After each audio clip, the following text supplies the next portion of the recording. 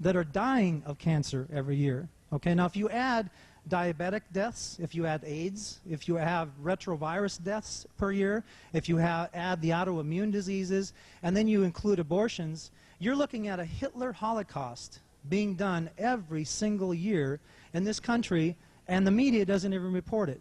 But yet they'll report 9/11 with 3,000 deaths, and they'll continue to report that thing for 2 years. So that's showing you that there's media control, and it gets back to these global elitists again.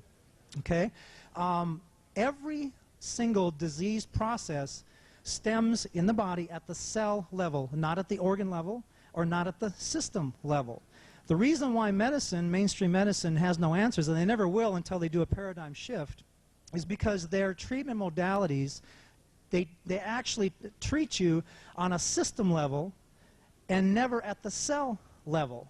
For instance, when you have a headache, or you have an angina pain, or you have a flatulence like a bloating in your stomach, that is not the problem. That is a warning signal of a disease process at the cellular level in a specific organ. If you have a headache, that is not a ibuprofen or a codeine deficiency. That's not what your body's not telling you have a drug deficiency. If you have an angina pain, that's not your body telling you have nitroglycerin deficiencies. Okay, there's a problem there. So I'm going to bring you in the eyes of an MD. When you're a hungry up-and-coming physician and you're sitting in the audience or sitting in a classroom listening to a lecture of a professor, this professor is actually telling these medical students that the symptoms are the disease, and that you either drug it, you cut it, you burn it, you poison it. You drug it, you cut it, you burn it, you poison it. And what's happening is they're using suppressive meds for the symptom, and they're never cutting out the body part on an outside system level, but they're never getting to the actual cause of the disease process at the cellular level. So they're leaving the disease process there. The danger to that is you can't feel the headache no more because they knocked it out. You cannot feel the angina pain no more because they knocked it out with nitroglycerin.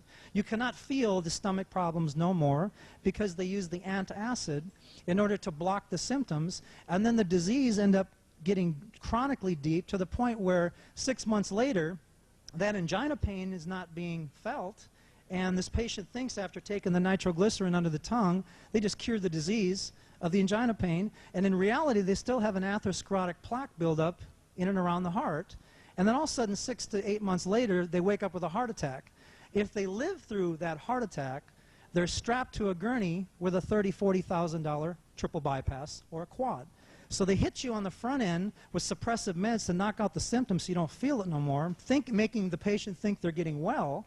And then a year later, they end up waking up with a heart attack or a stroke, and they don't correlate. The patients are not correlating what happened here with the medications and what they did over here. And this includes cancer. You know, they use chemotherapy and radiation to burn, drug, cut the tumor, but the tumor is a side effect of cancer process. They're two separate entities, and doctors are taught they are one and the same. So their so-called focus is, well, if we remove the tumor, we somehow cured the cancer.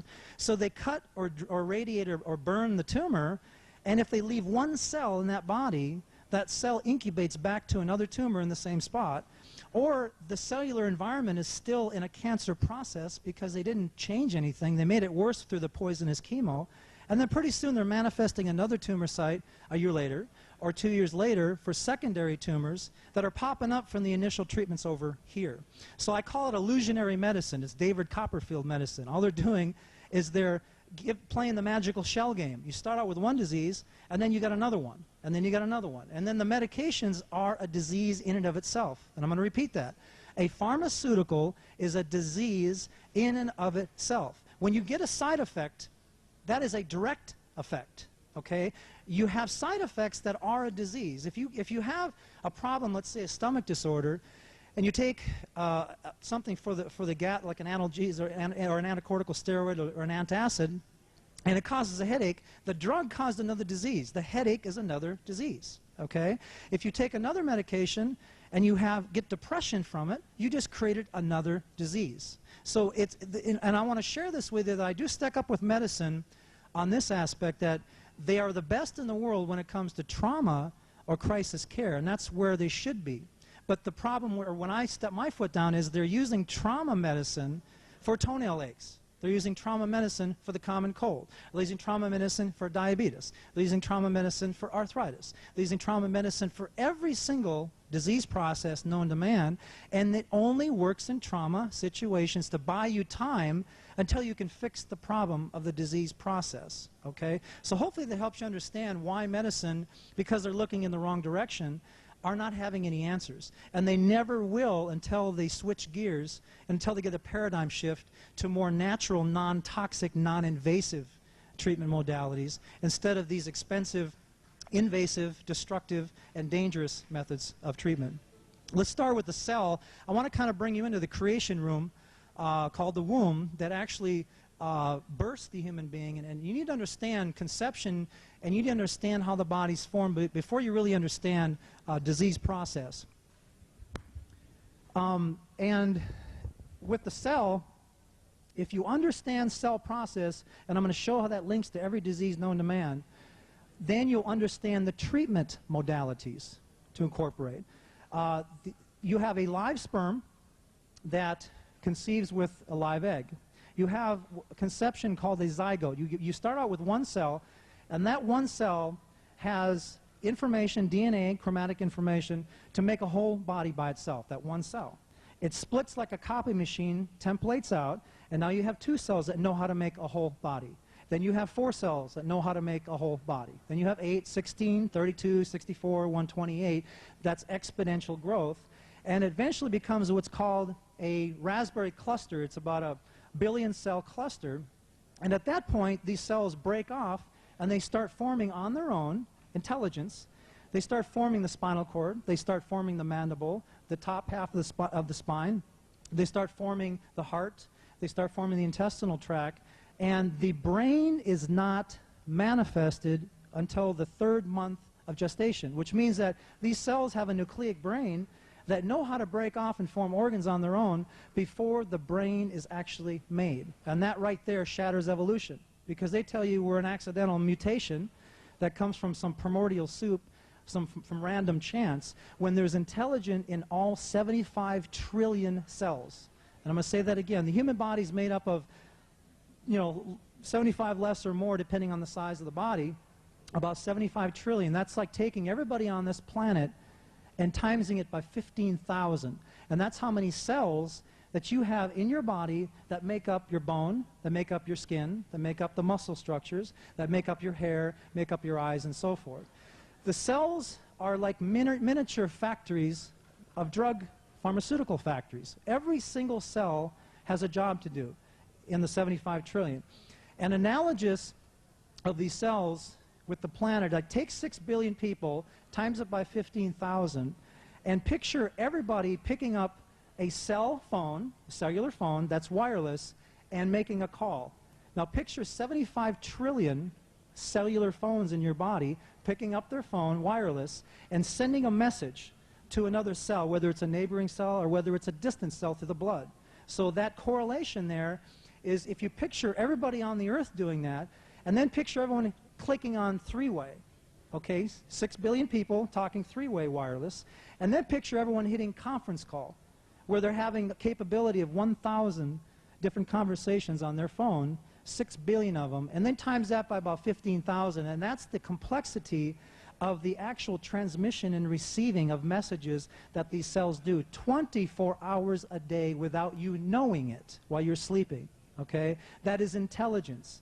There's a driving force that is that intelligence, and what the driving force is the driving force is the subatomic particles that go behind the cell, okay, are your protons, neutrons, your quarks, neutrinos, and science, out of ignorance, are trying to find the smallest particle form that makes up the body, and what they're going to find is nothing after they keep splitting these atoms in particle accelerators. They're going to find a smaller one, then a quark. Then they're going to find a smaller one than that. And they're going to keep finding it till it's nothing but intelligence. And that's what they're going to find. I'm going to share with you some prophecy that's all they're going to find is God's intelligence if they keep doing that.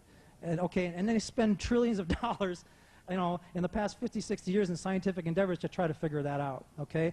So the driving force between the 75 trillion cells is God himself. And then the subatomic particles form molecular structures. And then the molecules form the actual cell. The cell is made up of 4 different structures: carbon, oxygen, hydrogen, and nitrogen, and combinations of. When you hear the word carbohydrate, carbon hydrate, hydrate water, carbon, C, okay?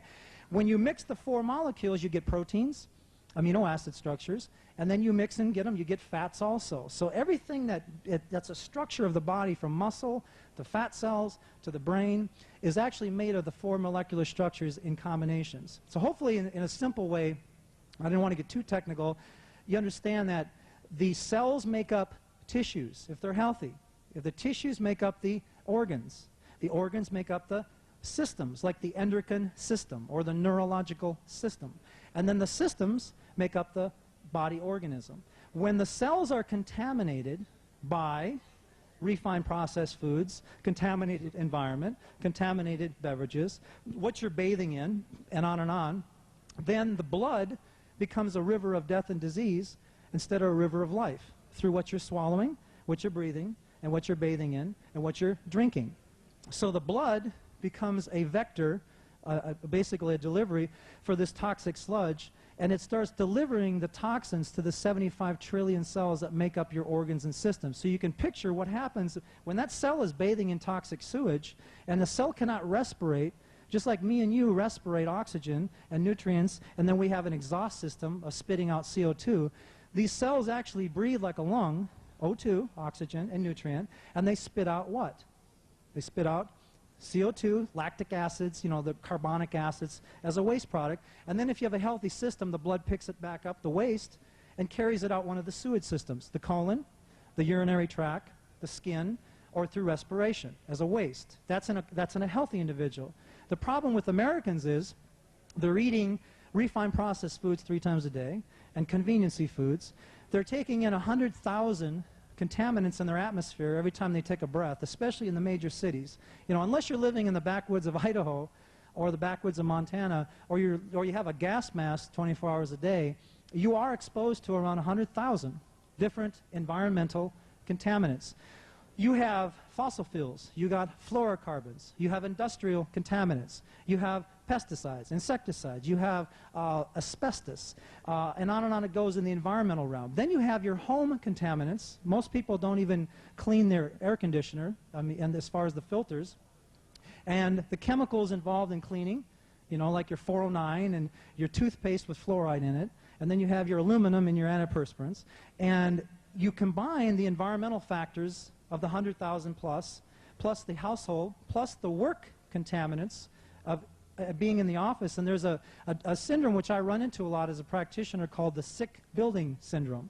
And there's a lot of chemical constituents that are in a workplace for 9 hours a day, stagnant air, no circulation, that you're breathing, and this all gets into the blood. And tonight you're going to hear me saying blood cell, blood cell, blood cell, because the vector or the delivery system, like a river, is to the cell structures by lymphatic flow and by the blood. So when the blood becomes contaminated, you become contaminated at a macro level as opposed to the micro level. The micro contamination of the cell creates a macro contamination at the system or the body level. And that's what disease is. In a nutshell, all the disease is a stagnation of these toxins that have not been filtered fast enough by the skin, or by the liver filter, by the kidney filter, by the colon through bowel movement, through the bladder through urination. You know, God built into us exhaust systems to dump excess carcinogens and toxins and, you know, toxic byproducts. The problem with most Americans is the total toxic burden on their systems supersedes 500,000 chemicals when you combine environmental poison, food contaminants, preservatives, additives, emulsifiers, stabilizers. There's so many chemicals on these boxes in conventional stores, you can't even pronounce them, let alone digest them. Okay? Now you can imagine what these chemicals are doing to your immune system, to your liver, to your cellular structures. BHA, BHT, benzoate, caramel coloring, yellow number 5 dyes. God made us to where we have an immune system that recognizes self from non-self. And getting back to what I explained to you, the building material of the human body is organic, live substances coming from plant. And that's where you get your carbons and oxygen and hydrogen and nitrogen. When you stick synthetic concoctions into you of carbon and hydrogen and nitrogen synthetically through, I call them Frankenstein laboratory, Frankenstein foods, you end up poisoning the blood through the digestive route. If you're breathing contaminants that are synthetic, chemicals, it comes in through the respiratory tract into the blood, and eventually the blood loads up with so many carcinogens and so many toxins that it has no choice but to dump the excess carcinogens and toxins into weak links of your body. Everybody has a predisposition for a weak organ or a weak system, and that is where you're going to have the slapped-on disease label that medical science gives you when you get sick. For example, if someone is prone for pancreatic cancer, or let's say diabetes, their target organ is going to be the pancreas. So what happens is you have the 100,000 plus chemicals coming in from the air, and you have the other 20,000 in food contaminants per day, and then you have another 10, 15,000 coming in through beverage contaminants like your Cokes and Dr. Peppers and alcohol and coffee and so forth. And then you have your other contaminants that, I mean, I could be here all night, pharmaceuticals, you have stagnant air in an airplane, you know, you have perfumes and you have colognes and on and on it goes, because these chemicals, again, the body recognizes self from non-self. So the body looks at these chemicals and says, okay, what is in this thing that is a makeup of my body structure, my body cells? If it is not a fruit, if it's not a vegetable, if it is not a nut or a grain or a seed, or if it's not water, or if it's not sunshine, or if it's not some type of oxygen molecule, that body looks at that thing and says, that BHA and the BHT and the sodium benzoate and yellow number 5 dyes, I cannot utilize. It's poison to me. So it kicks up an adaptation response to try to either bond it and get rid of it, or gear up the immune system, or gear up the liver and the kidneys to filter the garbage to get the stuff out of the body, and it taxes your systems. It actually robs life force every time you do that from you, slowly. You know, Satan knows if he can take you out in a subtle way slowly with the refined processed foods and the devitalized toxic-laden foods, he's got you in a slow death, and you wake up one day at 53 not knowing it with a heart attack, a stroke, an aneurysm, cardiovascular disease, and he just took 20, 30 years out of your life without you knowing it. And so, you know, my heart's in it today to help you give some golden nuggets of information. I don't want you to be a statistic to these global elitists who are trying to take out 80% of the population. I mean, my heart's in it to try to hope that you can grasp something here to be able to use it to help either you or help a coworker or help a family member not be a statistic where 8 out of 10 of you will be eventually suffering from some disease. You know, the good news is 2 out of 10 of you will escape these Illuminati landmines and be able to have a death from, you know, old age as opposed to a sickness or a disease process. I mean, if you look at most people when they die of a disease. Most of them, 9 out of 10. And that's sad. Whereas 50 years ago, before the chemical combine industry of IG Farben, and you have Rockefellers and Rothschilds and so forth, they sit there and they poison the atmosphere, they poison our waters, they poison our food, they poison our beverages, and that's for a reason. There's an agenda. It's not accidental. And they know that if they can contaminate your blood through what you breathe, what you eat, what you drink, and what you bathe in, they've got you. Because the blood, what? The blood is a river of death and disease. It's not a river of life anymore. So that river of death and disease through the blood, and especially if the blood is not moving through stagnation and that's sedentary lifestyles, because you're not pumping the lymphs, that blood's delivering this sludge to weak links of your body. These are the dead zones. When these toxins accumulate in the organs or tissues, that's the fancy name medical science gives the disease process. Again, if you're prone for a pancreatic weakness, take your pick. You're either going to get pancreatic cancer or you're going to get diabetes. The reason for that is you have what's called beta cells that actually manufacture insulin, and they regulate blood sugar. If these billions of beta cells are suffocating or coated in these toxic residues that are not being filtered fast enough, they clog the receptor sites of the insulin receptors, and they can't regulate blood sugar. Well, what's the fancy name medical science will give that disease? Diabetes mellitus, okay? If you're prone for joint storage, because your joints are the weakness, and your synovial fluid cells are coated with the toxic sludge in the joints, and you cannot produce synovial fluid, and you get an immune response to clean up the mess and spilling of histamines, what's the fancy name they give that?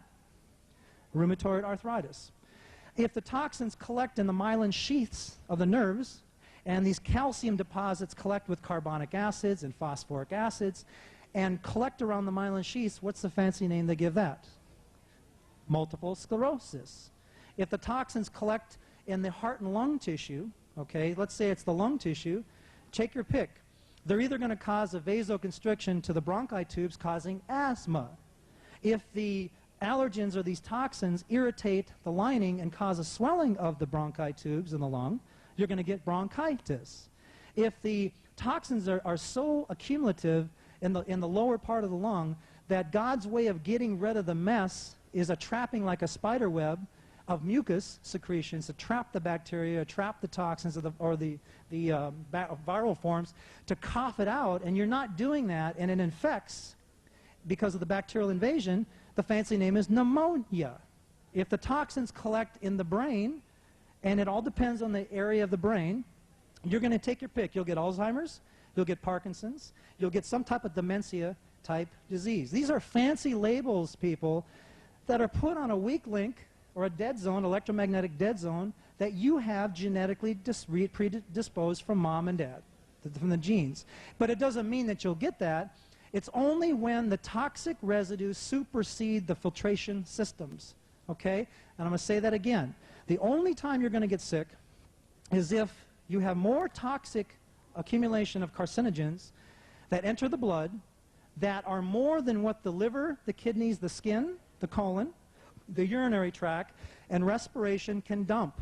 Okay, it's that simple. Okay, but here's the good news: if you can clean out your liver, and you can clean up your kidneys and clean up the blood, and I'm going to get into those protocols later on, and you can open up the evacuation routes faster, your colon, your urinary tract, through hydration, simple as water is, or juices, through sweating, most people don't sweat, through respiration, which is activity, through exercise, and moving the blood, getting the lymphs pumping to get that river of life going instead of a stagnant swamp, like a stagnant pond, which attracts what? What does a stagnant swamp attract? Picture that. Bacteria, viruses, fungus, yeast, molds, mosquitoes, flies. That analogy is the human body also. When you have stagnation in an organ or a system with no lymphatic flow or no blood flow, what is that going to attract? Fungus, bacteria, viruses, fluke worms, parasites. These are scavengers that are cleaning up your mess because you didn't. These are secondary cleanup crews that are saying, hey, I gave you the opportunity to move the blood through exercise. I gave you the opportunity to open up the skin through a sauna or get outside and run and sweat. I gave you the opportunity to do something to open up your colon and your urinary tract through simple as water hydration, but you're not doing it. And you know what I'm going to do? I'm going to send my scavengers in, my bacteria, my viruses, my parasites, my fluke worms, and now you're going to have a secondary invasion. If you don't clean that mess up, then God's third mechanism of invasion of cleanup crew is mucus secretions. The mucosal cells start spitting out mucus, and the reason why they do that is it's a trapping of a spider web. It traps this stuff, and it pulls it into an elimination route, such as nose, runny nose. These are intelligent purging systems of a healing crisis. That's how simple it is. If you have a coughing of the lung, what's it trying to do? It's trying to cough up the mucus in the lung because you have bacterial and viral forms or parasites that are in the lung tissue, and creating the mucus, trapping it, pulling it up, and hoping you can cough it out, okay? If you have diarrhea, that's a toilet flush mechanism to get the stuff out of the colon. If you're sweating, that's the body's way of saying, look, you got so much bacteria and so much viral invasions that I have to create a heat now.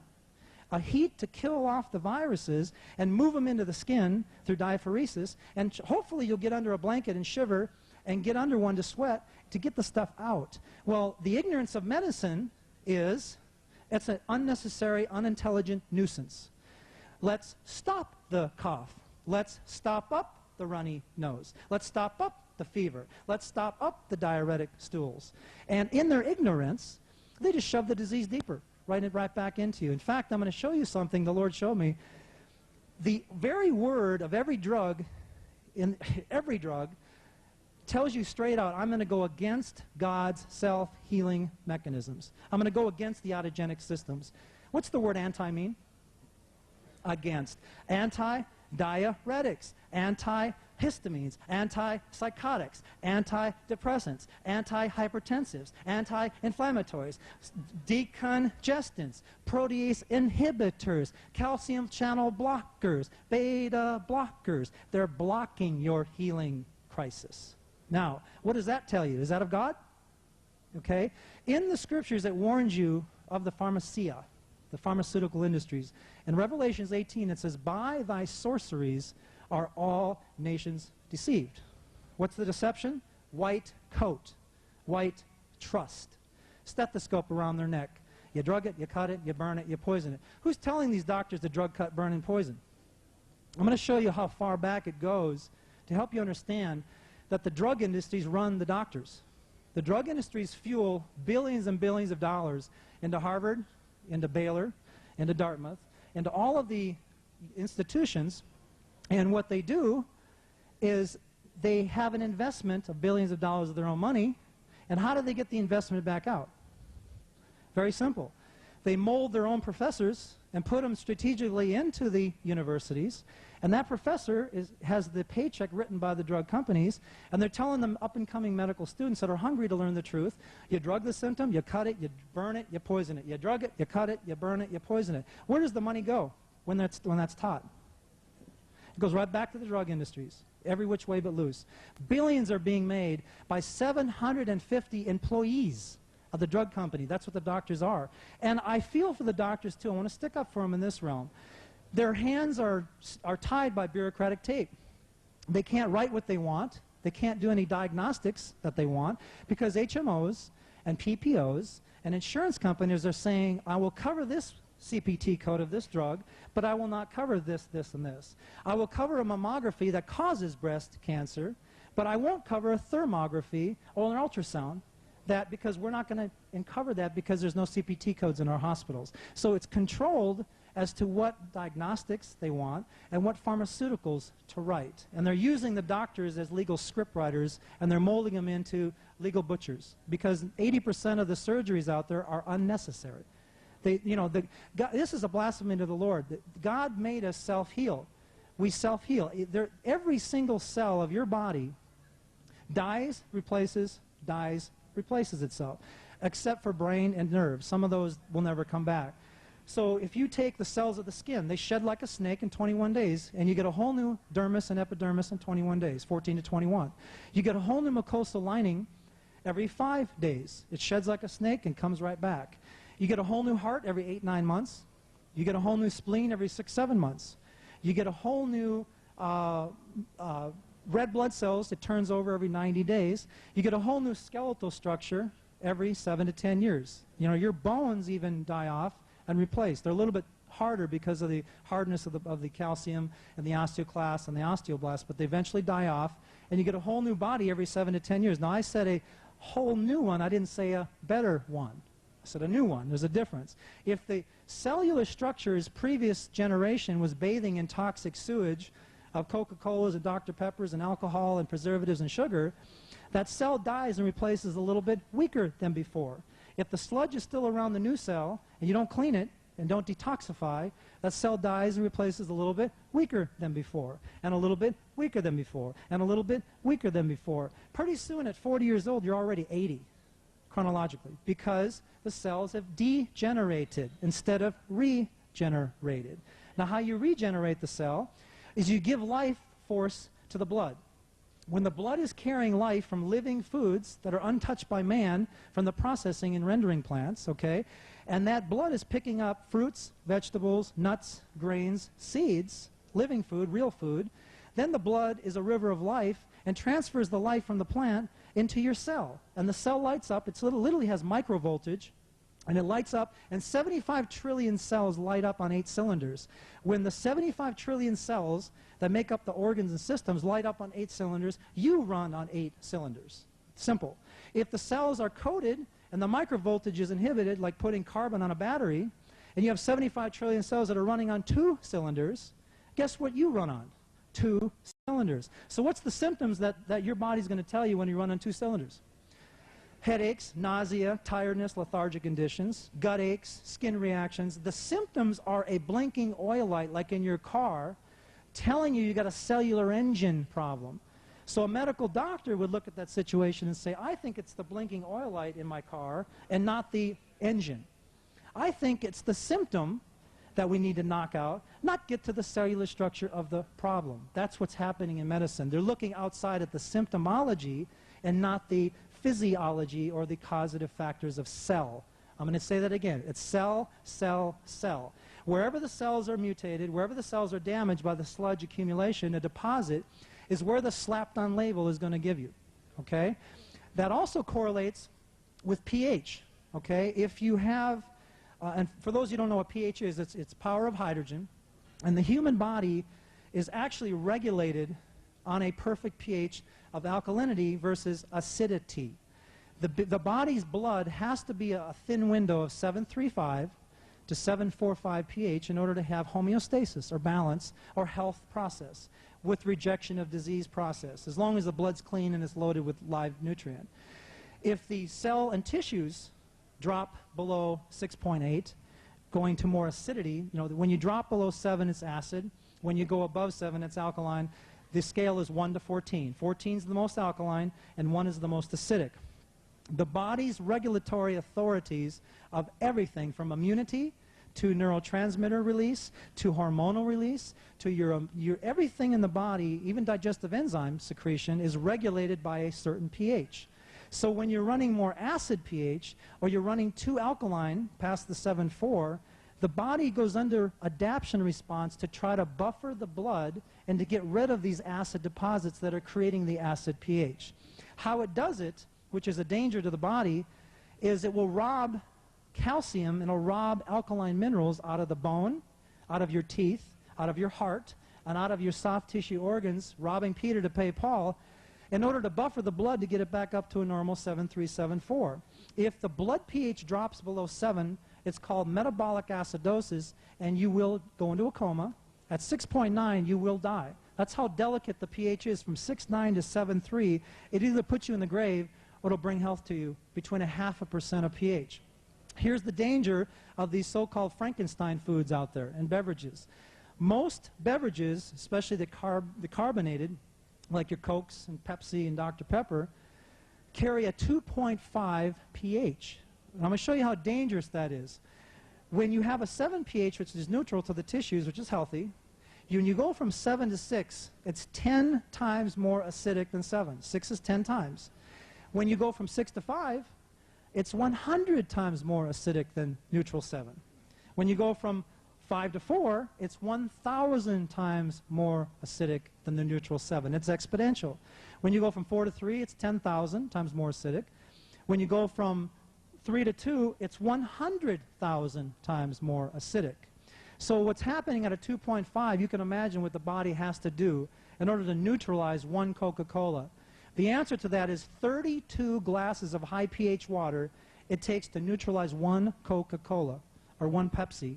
And this is diet included, people. Doesn't matter. You still have phosphoric acid. You got carbonic acid. You have sugar acid. In that, it's a triple whammy, and then on top of that, they jolt your central nervous system and your adrenal glands with the caffeine on top of that.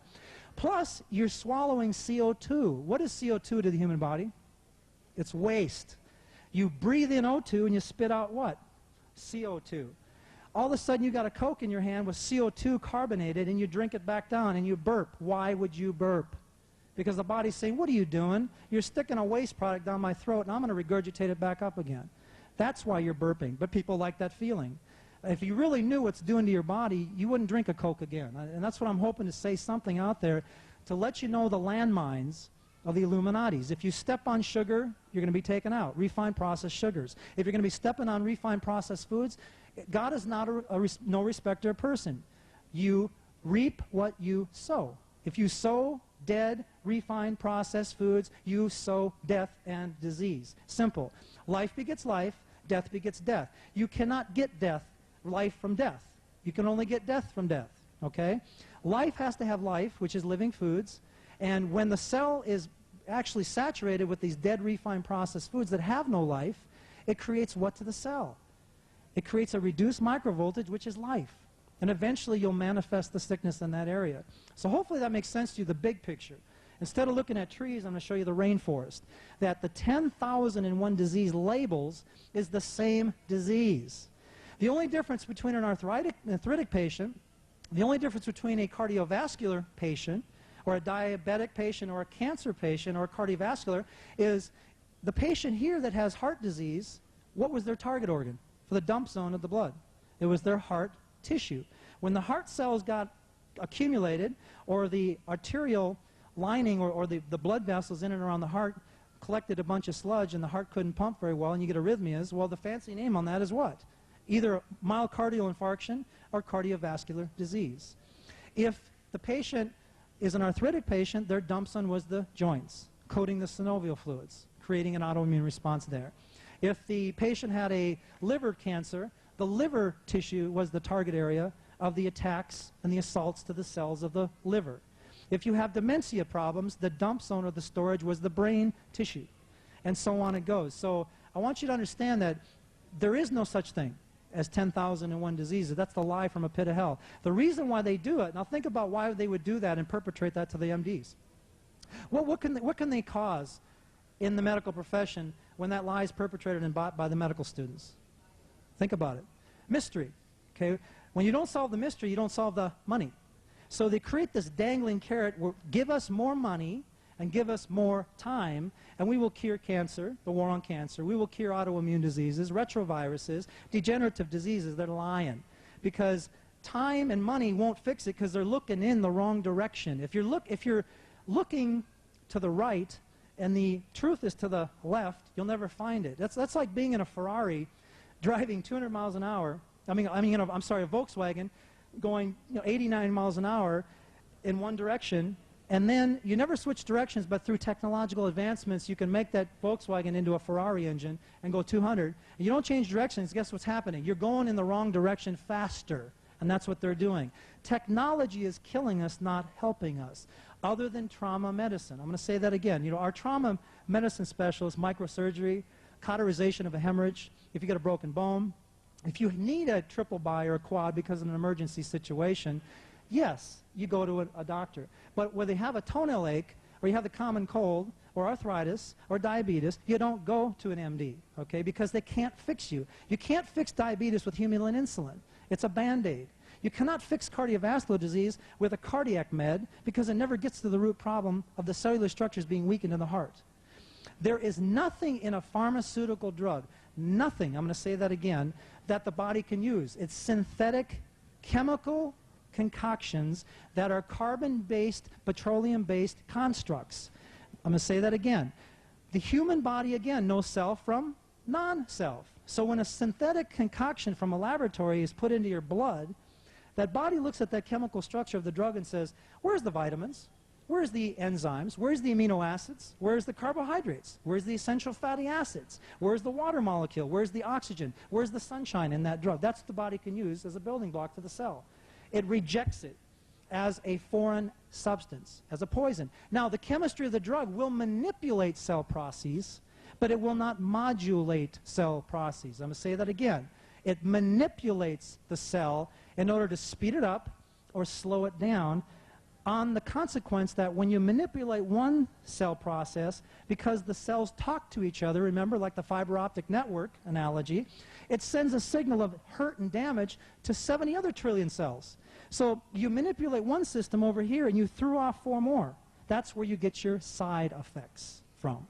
So they cannot use synthetic chemistry to manipulate one area without throwing off the homeostatic boat of 4 or 5 other systems, creating side effects. If it was exact science, like they say they are, it wouldn't have side effects. Okay? It's direct effects. There is no such thing as side effects. That's the pacification to the doctors, making them believe that side effects are a necessity for the treatment modalities. Okay? So you want to use natural methods that modulate. The cell can only be fixed by 10 categories of nutrients. That's proteins, carbohydrates, essential fatty acids, 16 vitamins, 72 minerals, trace, macro mineral, and also the micros. Now I'll get into that later.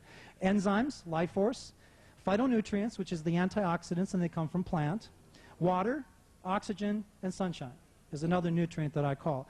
When those building material are in the blood, and are carried to the cellular structures and bathing the cells, then you have perfect balance and homeostasis, and disease process can't set in that condition because the pH is perfect. When you have toxic residues and acid residues that are coming in from fried foods, from alcohol acid, from your sugar acid, carbonated beverages acid. Okay, I'm going to show you the acid column versus alkaline column. That's why people are getting sick. Pharmaceuticals, acid. Antibiotics, acid. I call them emotional toxins. Stress, acid. Anger, acid. Bitterness, acid. Okay? You have red meats, acid. Let's look at alkaline column. Fruits, vegetables, nuts, seeds, juices, fresh vegetable juices, water, sunshine, and oxygen. Oxygen is an alkalizer or an oxidator. Okay? So God's column is here, and Satan or man's column is over here. It's perpetrating sickness. It is not a health care industry, it's a sick care industry. And they have to have sickness to perpetrate the industry. This is common sense. You cannot create health to a population and keep up the hospitals and keep up the doctors and the nurses and all of the economy that goes along with the business. Cancer Inc. and Disease Inc. They manifest sickness and disease purposely by doing these measures of manipulating pH, contaminating the blood, contaminating your cells, also making sure that the soil is just ruined. And again, when you have an agriculture expert, they're called agronomists, and they do not rotate the soil and use manure, and they don't measure the pH of the soil, what happens to the plant? The plant withers. It dies, okay? The reason why pests and insects are on the dead, withering plant is it's a scavenger. It's bringing it back to the dust of the ground where it belongs. It's dying, okay? When a human being's soil is acidic, and a soil analogy to the soil in the ground is your acidophilus, your bifidus, your salvarius, your planetarium. These are called your flora, your good bacteria that's in the gut. We live symbiotically with viruses, bacteria, fungal forms, with pathogens and microbes, but the symbiotic relationship is in the soil, in the gut, in the stomach, not in the blood and not playing in the organs. So what happens is when they create an acid condition to you, they just created a disease process instead of a health process because the acid pH invites the scavengers to come in. I'll use a metaphor to that. If you have a dirty kitchen with dishes in the sink, breadcrumbs on the floor, and honey on the counter, what's going to come into your kitchen in about 2 days? Cockroaches, ants, pathogens, okay, microbes. They're there for a reason, again, to clean up your mess. They're there to clean up the mess that you didn't. Medical doctors would look at that situation and go, I think it's the cockroaches and ants that are the problem, not the dirty dishes in the sink. So their solution would be to spray them with pesticides and insecticides and leave and say, we just fixed the problem. They leave the dishes in the sink and the breadcrumbs on the floor, okay? Medical science would then come in again after the cockroaches come back a week later, and the ants, and they spray them again, and they spray them again, and they spray them again, leaving the dishes in the sink. That metaphor is, if you leave your dirty dishes in the sink, meaning leave your toxins in the blood, you leave the toxic residues in your cells, you leave the liver and the kidney backed up, you leave your colon polluted, you leave your pH acidic, you leave the environment low oxygen, you leave the environment low nutritional, you invited the cockroaches and ants to come in. The bacteria and viruses and fungal forms and parasites and all of these pathogens that are virulent come in because of the dirty kitchen environment that you've created. What you eat, what you drink, what you breathe, emotions, and what you're bathing in. That's how simple it is. So when you create a strong cellular terrain, a strong cellular environment, I'm going to show you how to do that, you reject the pests. Just like if you cleaned up the dishes in the sink and the breadcrumbs on the floor, guess where the cockroaches go? You don't have to kill them, they go next door. And they search for another dirty kitchen. The pathogens can only take hold when you have a right cellular terrain that is necrotic, dead cells laying around, acid pH, or too alkaline. When you have no circulation, stagnation to the cell, no circulation. When you have low oxygen environment, it's called hypoxia, and that's what causes cancer, hypoxic conditions. When you have 10 categories of nutrients that are missing at the cell level, and you have toxic residue that is suffocating the cell membrane. That's the cellular terrain that these pathogens love, including cancer, okay? When you have high oxygen, I'm going to kind of switch gears here and show you how you would deal with that solution of that problem. You do a detoxification, meaning a full body flush. And with Crusader over there, they have products that are formulated for that reason, of cleaning up the blood, changing pH, of cleaning up the liver, the kidneys, and so forth. But you have to look at the sewage systems. I'm going to kind of get into solutions now in reference to the problem. Number one, if low oxygen is a problem, what would you do? You would increase your oxygenation. How would you do that? Number one, you would do deep breathing exercises. Or if you have access to a nasal cannula, if you're that blessed to do that, running like 2 liters of pure oxygen in would help compensate that. As simple as exercise is, because you're breathing faster and getting into air that is clean, such as in the mountains, okay, or somewhere where there's a lot of trees and greenery, to increase oxygen. Through technology, and there's products out there like Crusader that have a liquid oxygen that you can actually drink. You drop it in the water, and you can actually drink it to get it to the blood that way. If disease process loves acid pH, how do you fix that? Again, detoxification. You got to remove the acid residues by sweating, by defecating, by urinating, hydration. Water is a high alkaline component. As simple as water is, and that's 73% of our body's water.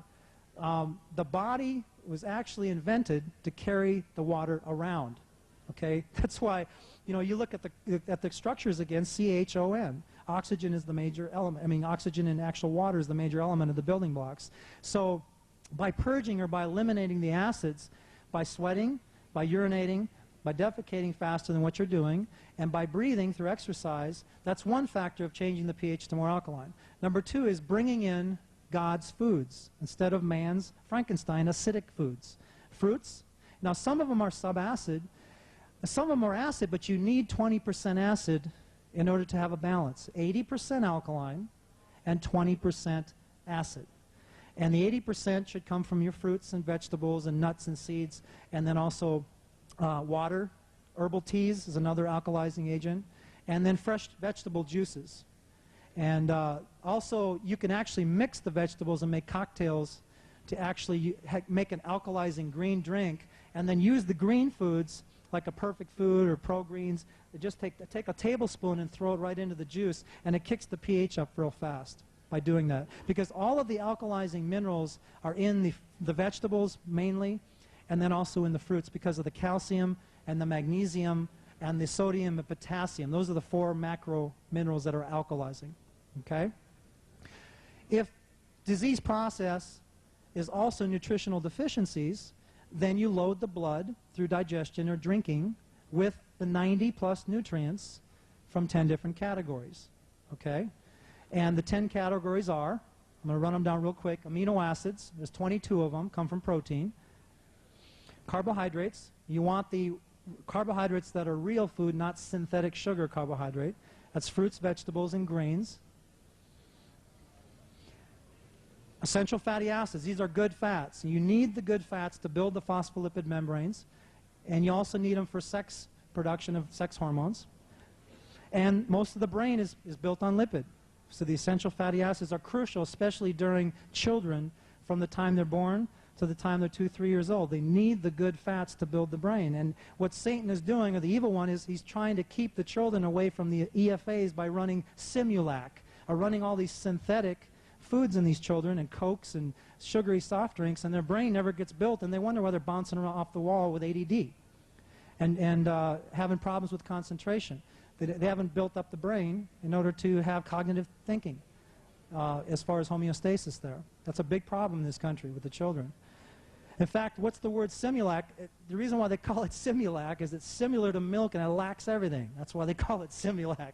And there's so much garbage on the market that unless you're aware of the real foods, people shop by conveniency with a 2-for-1 coupon in their hand. Okay, they don't think what they're putting down their throat or what they're drinking. They think somehow the body's going to sift it up and separate the garbage and take in the nutrient and have no effect. Okay, and the 2-for-1 is to the grave is what you got, because these people are thinking, well, if I go to organic foods, it costs more. I got to go out of my way, to get organic foods at Whole Foods. It's actually not that much more expensive, but it will cost you. And you might be saving a little bit on the front end, maybe 5, 10 grand in a 20-year period with the coupons, but then it's going to cost you a 34 grand surgery on the back end with a triple bypass or a stroke or a quadruple bypass. So you're not saving anything. So it is better to go out of your way. In the scriptures it says, wide is the gate that leads to destruction, and many thereof find it. That wide gate of conventional foods is a physical scripture, also the spiritual scripture. Narrow is the way, and few thereof find it, that leads to life. That narrow gate of whole foods and real foods is that narrow gate, and you need to be looking for it. Because Satan, he's smart, he has landmines everywhere, and he just hopes you step on them long enough. Okay, and eventually you're going to be taken out. It's inevitable, and I don't want you guys to be a statistic to that. I want you to be around for the second coming. Okay. Also, I'm going to touch base on something that's a real bad problem in this country, and it gets back to government genetic engineering. Number one is the GMOs, the genetically modified foods. Big problem, and I'll tell you why that's big. Number one, they're not telling you about it. They're hiding it. And Monsanto, thank them for that with IG Farben, who runs that. And what they're doing is they're manipulating DNA. Now, DNA seeks its own. I'll tell you how dangerous that is. When you crossbreed, it's called transgenital mutants or recombinants.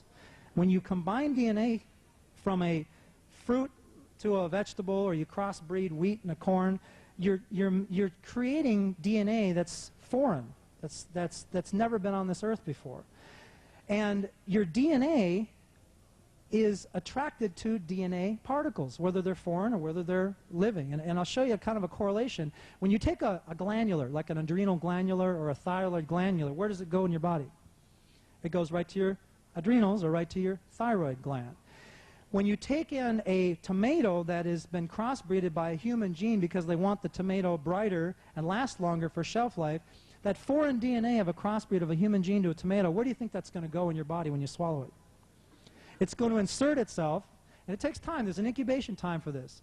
Number one, you're going to get an allergic reaction, which is going to cause allergies, which is big business for them, number one. Number two is eventually that foreign DNA gets in through the cell membrane of the cell that's weak, gets in through the nucleic membrane, and it sees the DNA and says, I want that strand. And it comes in like a scissors, and it snips out the DNA and replaces itself with the healthy DNA. And when the cell dies to replace itself to go forward to make a live cell, to, like a Morse code, print out LIVE cell, that little foreign DNA stops the process and says, I'm turning around and I'm printing out a EVIL cell, an evil cell, or a VILE, a vile cell. It doesn't make a live cell anymore, which means that it makes a mutated cell. And I have no idea what that mutated cell could be. Pick your disease, because that's what's going to happen. And they're not telling you about this. You know, at the greed and the expense of monopolization and trying to control the farmers through their terminator seeds, they're literally creating seeds that terminate after a year, so you have to buy another seed. It terminates life. What do you think it's going to do to you? I'm going to say that again. If it terminates life of the seed, what do you think it's going to do to you when you swallow it? I'm going to let you contemplate on that a little bit. And these are the things that they're not even talked about. And you guys better stand up and say something, because if we don't say something, they're going to continue to do it and continue to do it. And there's going to be more sickness, more plagues, more disease, and you're going to wonder why, and that's one of the problems. Okay? Here's another one that's big. Mycoplasma. I don't know anybody that you know much about it. You guys, the sharper ones, the sharper remnant, most 99.9% of the world has no clue what that is. Brucellosis, or brucella, and this is Don Scott's research, and Horowitz, who stumbled onto this about 4 or 5 years ago. They're taking brucellosis, or brucella, and they're extracting the DNA out of it.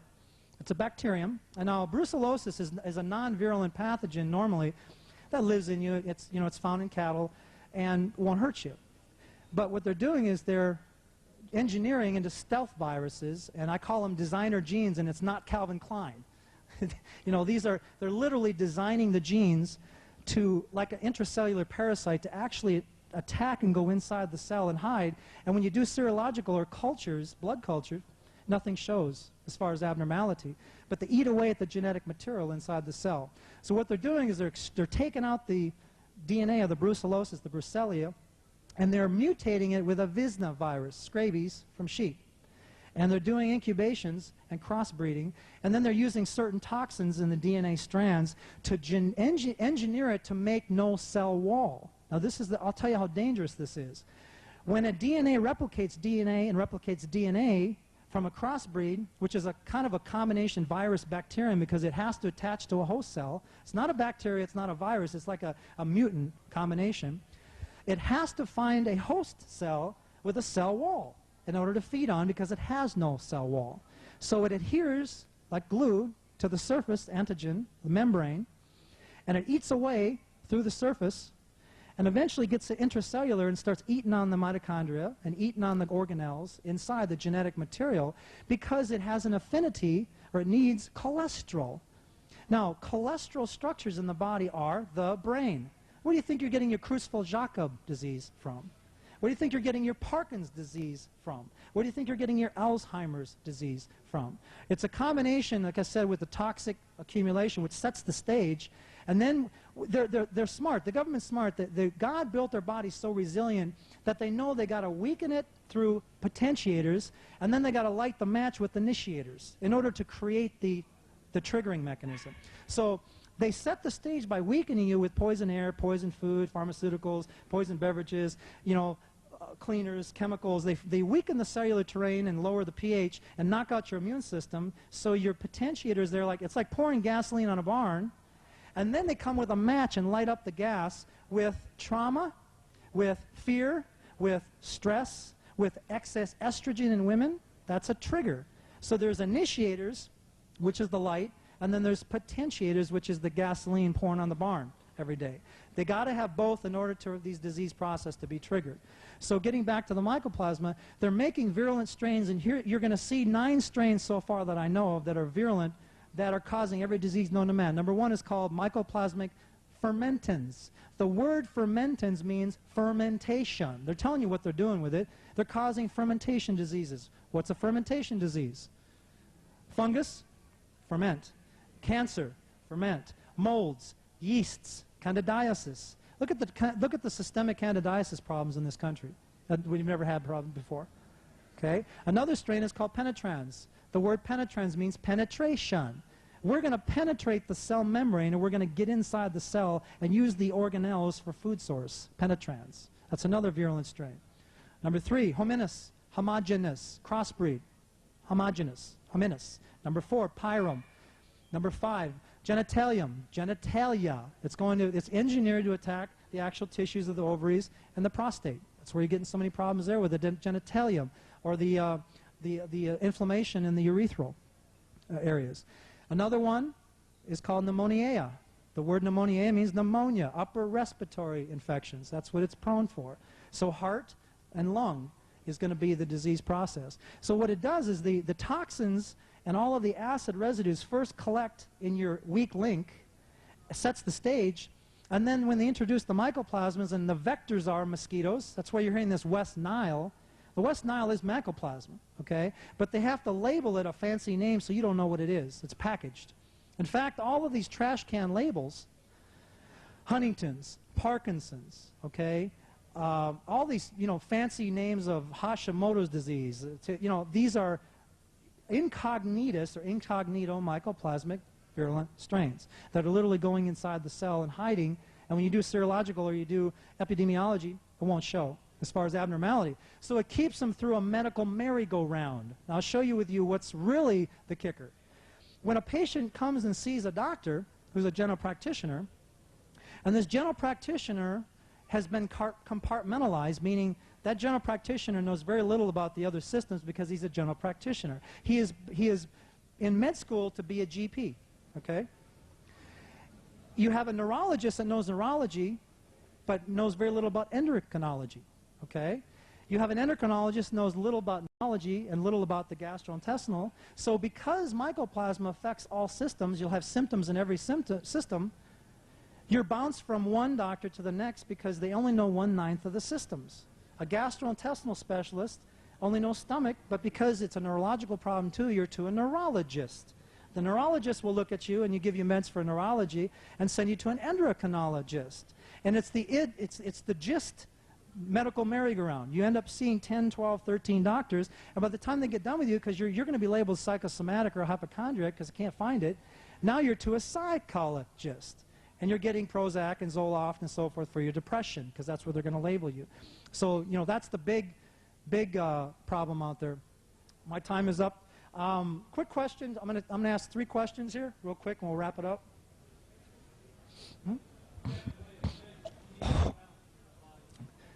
Absolutely. We have the pH strips. In fact, I'll be over at the booth over here at the Crusader booth. Any questions that are more lengthy, come on over to the booth, and we have a bunch of products and stuff that correlate with what I'm talking about, with the detox and the alkalizing of the pH to prevent these pathogens and these mycoplasmas from taking hold. You know, the good news is, I don't want to leave you hanging, is there's treatment modalities that can combat this stuff that the government's doing. Okay? And, you know, like I said, in more lengthy, I'll be over at the booth and I'll address those questions.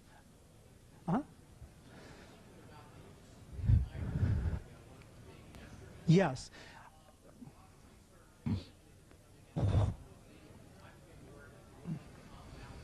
Mm-hmm. Right.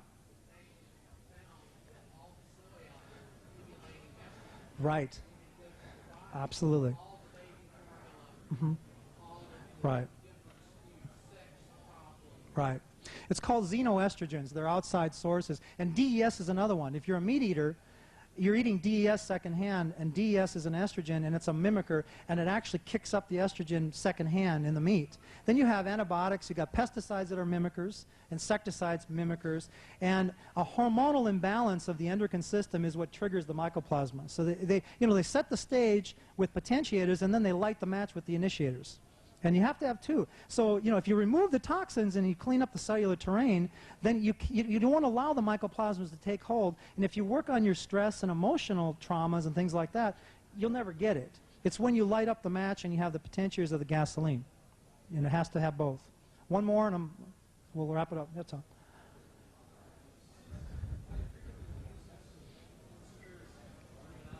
Mm-hmm.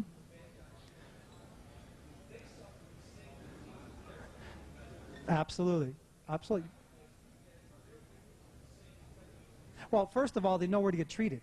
Okay, you notice that the suppression is the treatment modalities and the machines that are going to combat this. They know. They're smart. They think they got one up on us because they have longevity research. They know they know anti-aging technology. They know how to time travel now, and I don't have time to get into that, but they have the technology of autohemotherapy and Rife technology and so forth, that if they ever did get sick, they wouldn't be going to the mainstream medicine to get treated. They know better. Okay? Also, they don't live in the United States. Okay? You know, they'll pollute our territory, and then they're out here living up in the mountains somewhere. Okay? So, you know, you're dealing with, and if they do come in, it's popping in, meeting, and popping out. So they're never here long enough to be exposed.